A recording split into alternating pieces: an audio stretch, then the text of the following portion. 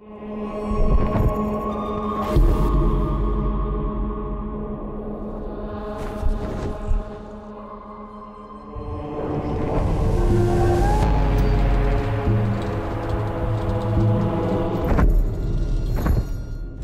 Inferno, there's just nowhere to just hang out. You know, I'm just going to go to the jacuzzi area.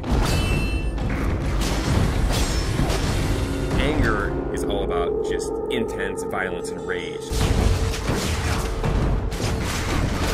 Everything in the world is against you. Cutting limbs off, heads are coming off. Boom, boom, boom.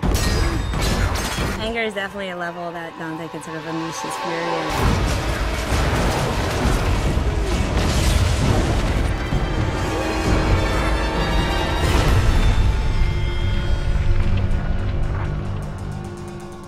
Second-to-second gameplay experiences is really where Dante's Inferno pays off. We have a combination of a multiple set of weapons. We've got Death Scythe, which is your big, powerful melee weapon. We've got the Holy Cross that shoots holy magic, and it's a range attack, it's a stun attack. You can do a lot of things with that.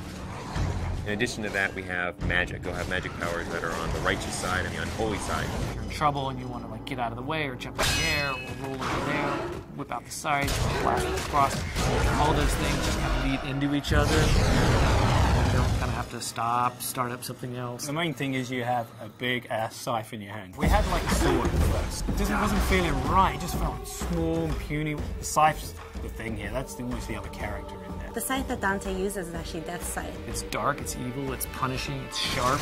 There's actually a lot of different modes you could go in. It could kind of have this sort of straight spear-like mode. It also has what we call sort of the collapse mode, where it's more like a scythe that's just on his wrist. At the beginning, we're all trying to find different things. We actually bought a scythe, you know, farmers, you know, monthly or whatever. So we bought this scythe.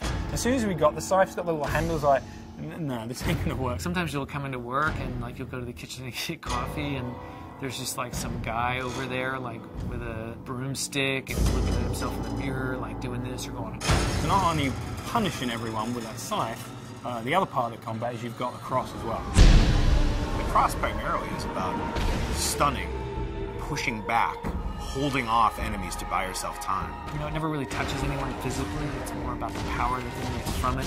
It's a little bit more about crowd control. I kind of liken it to sort of like the Force in Star Wars. It's really used as a great way to either set up a combo or a way to hold them in place while you then beat the shit out of them with the scythe. We really leave it open to the player whether they want to go sort of all in on the holy powers, whether they want to go all in on the scythe powers, or do a mix of both. There's kind of a reason that Dante's got these two weapons, kind of yin and yang, you know, they're dualistic. And that plays out in not just the combat, but in the story as well.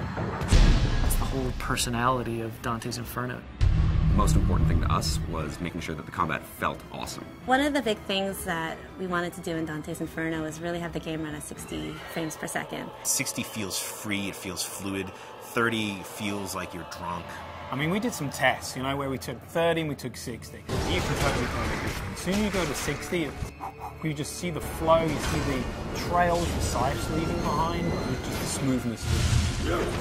It's a visual and a tactile thing. It's how it feels, but 60 frames a second is pretty good. Especially with all the great effects we got going on in the game now. Sassy.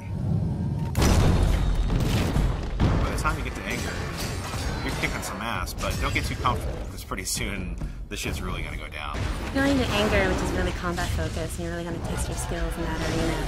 Then you're going to go into heresy, which I think will make you think about certain things that you may not normally think about in a video game. Dante starts to go wild.